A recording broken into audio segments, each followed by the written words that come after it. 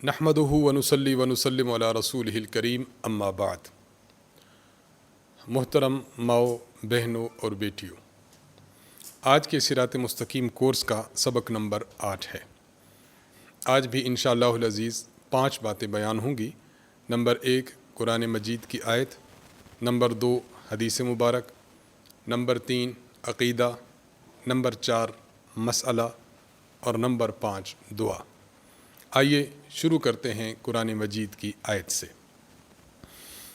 اللہ تبارک و تعالی سورۃ النساء آیت نمبر 171 میں ارشاد فرماتے ہیں، اعوذ باللہ من الشیطان الرجیم، بسم اللہ الرحمن الرحیم، یا اہل الکتاب لا تغلوا فی دینکم ولا تقولوا علی اللہ الا الحق۔ اے اہل کتاب، اپنے دین میں حد سے نہ بڑھو اور اللہ کے بارے میں حق بات کے علاوہ کوئی بات نہ کہو۔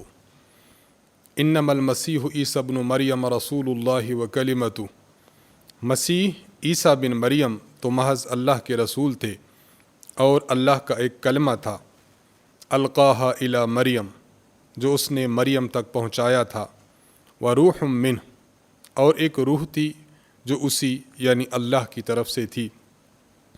فآمنوا باللہ ورسلہ، اس لیے اللہ اور اس کے رسولوں پر ایمان لاؤ، ولا تقولوا ثلاثہ، اور یہ مت کہو کہ خدا 3 ہیں، انتہوا خیر لکم، ایسا کہنے سے باز آ جاؤ کہ یہی تمہارے لیے بہتر ہے۔ انما اللہ الہ واحد، اللہ تعالیٰ تو ایک ہی معبود ہے، سبحانہ ان یکون لہ ولد، اللہ اس بات سے پاک ہے کہ اس کا کوئی بیٹا ہو، لہ ما فی السماوات و ما فی الارض، آسمانوں میں اور زمین میں جو کچھ ہے اسی کا ہے، وکفیٰ باللہ وکیلا، اور سب کی دیکھ بھال کے لیے اللہ تعالیٰ کی ذات کافی ہے۔ اس آیت مبارکہ میں اللہ تبارک و تعالیٰ نے اہل کتاب یعنی یہود اور نصارہ کو غلو سے منع فرمایا ہے۔ غلو کہتے ہیں حد سے نکل جانے کو، جو حدود اور جو راہ اللہ تعالیٰ نے متعین فرمائی ہے، جو عقیدہ اور نظریہ اللہ تعالیٰ نے دیا ہے، اس سے بڑھ جانا اسے غلو کہا جاتا ہے۔ اہل کتاب میں غلو بڑا عجیب تھا۔ ایک گروہ یعنی یہود، ان کا غلو یہ تھا کہ اللہ تبارک و تعالیٰ نے ان کو جو علم عطا کیا تھا تو اس کا تقاضا یہ تھا کہ اللہ تعالیٰ کی کتاب پر عمل پیرا ہوتے، اس کی حفاظت کرتے اور اللہ نے جن انبیاء کو بھیجا ہے ان کو مانتے۔ اب غلو انہوں نے یہ کیا کہ اللہ تعالیٰ نے جو علم دیا تھا اس کو پس پشت ڈالا، اللہ تعالیٰ نے جو کتاب دی تھی بجائے اس کی حفاظت کے اس میں تحریف کرنے لگے اور تبدیلی کر کے لوگوں کے سامنے پیش کرنے لگے۔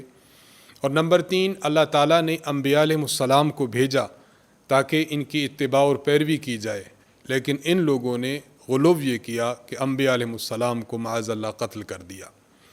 دوسری جانب نصارہ اور عیسائیوں کا غلو بھی ایسا ہی ہے۔ اللہ تبارک و تعالیٰ نے ان کے پاس ایک نبی بھیجا، اب انہوں نے غلو یہ کیا کہ اس نبی کو نبی ماننے کے بجائے اللہ تعالیٰ کے برابر مان لیا۔ ان لوگوں کا کہنا کہ 3 خدا ہیں، ایک اللہ تعالیٰ کی ذات، ایک جناب حضرت عیسیٰ علیہ السلام کی ذات، اور نمبر 3 روح القدس، جسے عقیدہ تثلیث بھی کہتے ہیں۔ تو ان لوگوں کا غلو اور حد سے بڑھنا الگ ہوا، اور ان لوگوں کا حد سے بڑھنا الگ ہوا۔ انہوں نے حد سے تجاوز یہ کیا کہ جن کو ماننا تھا ان کو بھی نہ مانا، اور نصارہ نے غلو اور تجاوز یہ کیا کہ جن کو ماننا تھا ان کو مانا بھی صحیح، لیکن اتنا بڑھا کے مانا کہ اللہ کا شریک کر دیا۔ تو اہل کتاب کو اس آیت مبارکہ میں جہاں یہ فرمایا جا رہا ہے کہ غلو نہ کرو، تو ہمیں بھی اس سے یہ سبق حاصل ہوتا ہے کہ ایز اے مسلم ہم بھی عبادات میں، نظریات میں، عقائد میں غلو سے کام نہ لیں۔ جتنی عبادت ثابت ہے اس سے بڑھ کر عبادت نہ کی جائے۔ مثلا عبادات ثابت ہیں کہ ایک بندہ اگر نماز اس سے نہیں پڑھی جا سکی، کسی نماز کو چھوڑ دیا یا کسی نماز کو بھول گیا، بعد میں اس کو جب یاد آ جائے توبہ اور استغفار کے ساتھ اس نماز کو پڑھ لے۔ اب اس میں غلو کیا ہے؟ بعض لوگ رمضان شریف کے مہینہ میں آخری جمعہ پڑھنے کے بعد 4 رکعت پڑھتے ہیں کہ ہماری پچھلی سابقہ زندگی میں جتنی نمازیں ہم سے قضا ہو گئی ہیں، یہ 4 رکعت ان تمام نمازوں کو بھگتا لے گی۔ یہ غلو ہے عبادات میں۔ بعض راتوں کی عبادات متعین نہیں ہے، شب برات اس کی فضیلت ثابت ہے لیکن عبادات متعین نہیں ہے۔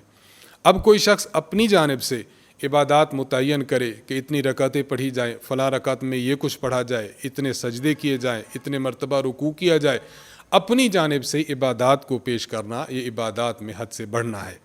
تو ہمیں بھی اس سے سبق ملتا ہے کہ اپنی جانب سے کچھ نہ کیا جائے۔ ایصال ثواب کے لیے اللہ تبارک و تعالیٰ کے پیغمبر نے ترغیب دی ہے، ایصال ثواب کیا جائے، نیک راہ میں خرچ کیا جائے، اس کا مردوں کو ثواب ہوتا ہے۔ لیکن ایصال ثواب کے مسئلہ میں اپنی جانب سے پھر باتیں نئی گھڑ کے امت کے سامنے لانا یہ درست نہیں ہے۔ 30 دن کیا جائے، 7ویں دن کرنا ہے، 40ویں دن کرنا ہے، 6 مہینے کے بعد کرنا ہے، سال کے بعد کرنا ہے، اچھا فلاں ڈیٹ کو کرنا ہے، فلاں ایام کو کرنا ہے، اور فلاں چیزیں اگر دی جائیں تب اللہ قبول فرمائیں گے، تو یہ بھی غلو ہے۔ اس سے بھی مسلمانوں کو بچنا چاہیے۔ عقائد میں غلو کیا ہے؟ بعض لوگ تو ایسے ہوں گے جو نبی کے معجزہ کو مان کر نبی کو خدا کے ساتھ ٹھہرا دیں گے، یہ بھی غلو اور حد سے بڑھنا ہے، ہمیں اس سے بچنا چاہیے۔ بعض لوگ ہوں گے جو اولیاء اللہ کے ہاتھ پر اگر کرامت دیکھیں گے اس کا بھی انکار کر بیٹھیں گے، تو یہ بھی غلو ہے۔ ہمیں ان سب چیزوں سے بچتے ہوئے صراط مستقیم پر گامزن رہنا چاہیے، اور اعتدال کے ساتھ ہمیں عقائد، نظریات اور اعمال کی طرف بڑھتے رہنا چاہیے۔ اللہ تعالیٰ نے یہاں عیسائیوں کا ایک عقیدہ ذکر کیا ہے۔ عیسائیوں میں ایک عقیدہ چلتا ہے جسے عقیدہ تثلیث کہتے ہیں۔ جس طرح میں نے پہلے عرض کیا کہ یہ 3 خداؤں کے قائل ہیں، اللہ، حضرت عیسیٰ علیہ السلام اور روح القدس۔ جبکہ مسلمانوں کا عقیدہ یہ ہے کہ ایک ہی ذات ہے جو خدا ہے، ایک ہی ذات ہے جو معبود ہے، ایک ہی ذات ہے جو الہ ہے، اور وہ اللہ تعالیٰ کی ذات ہے۔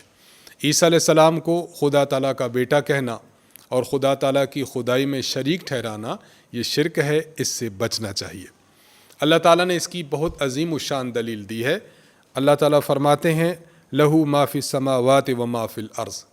کسی کو اپنے ساتھ شریک وہ ٹھہراتا ہے جو کمزور ہو۔ اللہ تعالیٰ تو آسمان اور زمین کے مالک ہیں۔ وکفا باللہ وکیلا، اور اللہ تعالیٰ آسمان اور زمین اور جتنی بھی مخلوقات ہیں سب کی دیکھ بھال کرنے کے لیے کافی و وافی ذات ہیں۔ تو جو ذات ان تمام امور کو سر انجام دے رہی ہو، کسی کی حاجت نہ ہو، تو اس کو کیا ضرورت پڑی ہے کہ وہ ذات شریک ڈھونڈے، وہ ذات اولاد اپنے لیے جو ہے وہ بنا لے؟ تو یہ اللہ تعالیٰ پر بہتان ہے۔ اس سے تمام لوگوں کو بچنا چاہیے۔ عقیدہ تثلیث سے انسان کو بچتے ہوئے عقیدہ توحید کی بات کرنی چاہیے۔ اللہ تعالیٰ ہم سب کو عقیدہ توحید پر گامزن رکھے، اور کفر سے، شرک سے، بدعات سے، ان تمام چیزوں سے ہم سب مسلمانوں کو محفوظ فرمائے۔ نمبر 2، حدیث مبارک۔ آج کی حدیث مبارک حضرت ابو موسیٰ اشعری رضی اللہ عنہ سے صحیح بخاری میں منقول ہے۔ حضرت ابو موسیٰ اشعری رضی اللہ عنہ ارشاد فرماتے ہیں کہ نبی اکرم صلی اللہ علیہ وسلم نے ارشاد فرمایا، ما احد اصبر علی اذن سمعہ من اللہ یدعون له الولد ثم یعافیہم ویرزقہم۔ نبی علیہ الصلوۃ والسلام نے ارشاد فرمایا کہ تکلیف دہ بات کو سن کر صبر کرنے والا اللہ سے بڑھ کر کوئی نہیں ہے۔ لوگ اللہ تعالیٰ کے بارے میں یہ دعویٰ کرتے ہیں کہ اللہ تعالیٰ کا بیٹا ہے، معاذ اللہ۔ اللہ تعالیٰ ان باتوں کو سننے کے باوجود اللہ تبارک و تعالیٰ ان لوگوں کو عافیت بھی عطا فرماتے ہیں اور ان کو رزق بھی عطا فرماتے ہیں۔ اس سے پتہ چلا کہ اللہ تعالیٰ کی جو صفت ہے وہ صفت حلم اور بردباری ہے۔ اذیت ناک باتوں کو سن کر بھی پھر عطا کرتے رہنا یہ خدائی شان ہے۔ اس سے ہمیں ایک تو یہ سبق حاصل ہوتا ہے کہ اگر ہمارے بارے میں کوئی بری بات کرتا ہے، ہمارے بارے میں کسی کے خلاف، ہمارے خلاف کسی کو باتیں بتاتا ہے، بھری محفل میں رسوا کرنے کی کوشش کرتا ہے، تکلیف دہ باتیں ہمارے بارے میں کہتا ہے، ہمیں بھی خدائی صفات پر عمل کرنا چاہیے۔ اس کا مطلب یہ کہ ہمیں بھی بری باتیں اور تکلیف دہ باتیں سن کر حتی الامکان صبر سے کام لینا چاہیے۔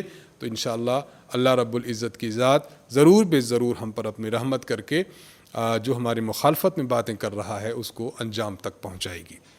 دوسری اہم بات یہاں سے یہ سمجھ آتی ہے کہ اگر کسی شخص نے خدا تعالیٰ کے بارے میں کوئی نازیبہ بات کہہ دی، جس طرح یہ کہ اللہ تعالیٰ کا بیٹا ہے، یا یہ کہ فلاں ذات اللہ تعالیٰ کی شریک ہے، یا یہ کہ اللہ تعالیٰ اپنے نظام عالم چلانے میں لوگوں کے محتاج ہیں، اگر اس طرح کے کوئی معاذ اللہ جملے خدا کی ذات کے بارے میں کہے اور اللہ تعالیٰ فوراً پکڑ نہ فرمائیں بلکہ عافیت ہی اس کو دیتے رہیں، رزق کی فراوانی کرتے رہیں، تو انسان کو اس گھمنڈ میں، اس غرور میں اور اس غلط فہمی میں ہرگز نہیں رہنا چاہیے کہ میرا یہ کام ٹھیک ہے، اگر غلط ہوتا تو خدا گرفت فرماتے۔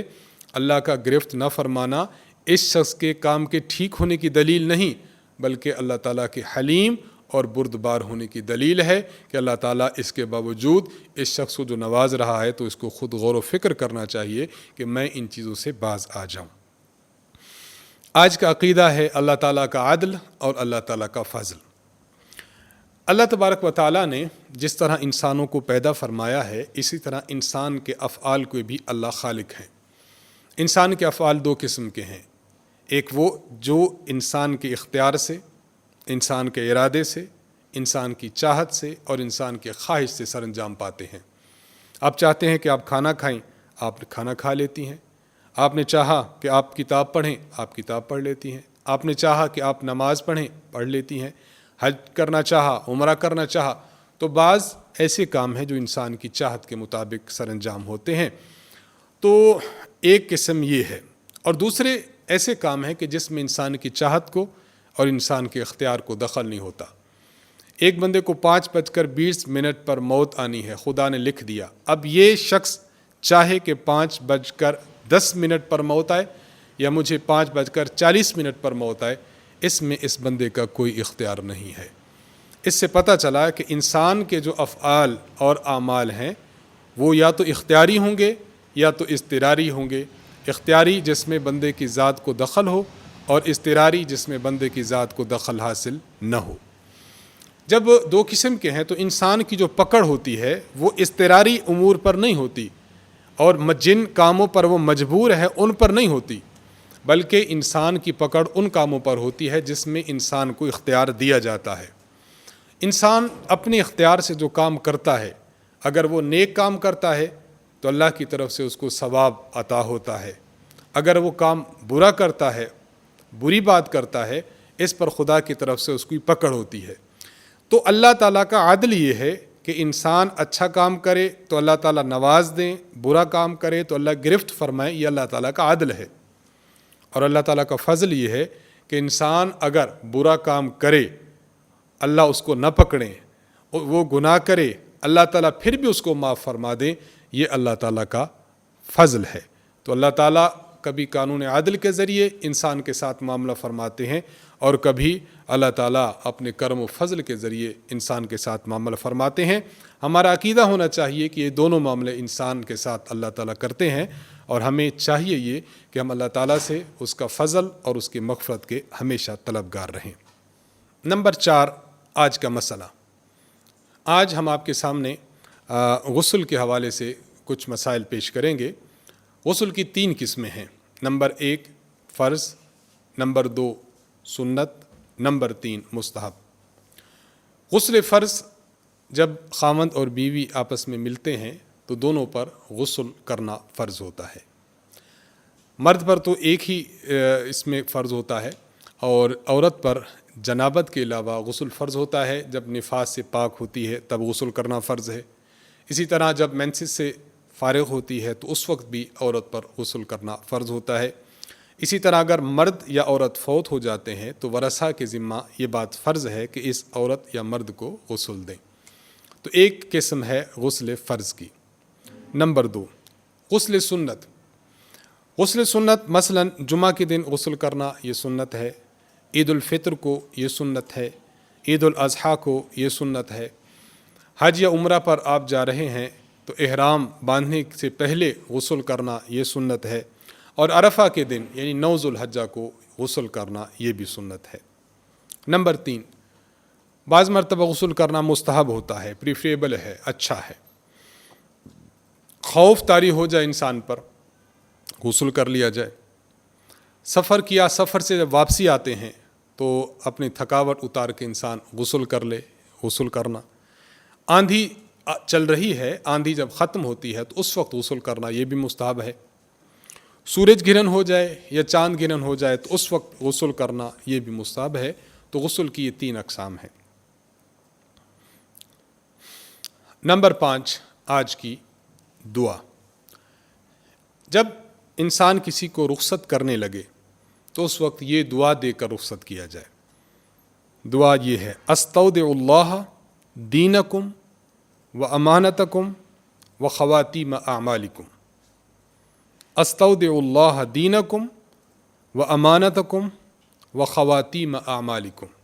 ترجمہ یہ ہے کہ میں آپ کے دین، آپ کی امانت اور حسن خاتمہ کو اللہ کے سپرد کرتی ہوں. خواتین اس کا معمول بنا لیں.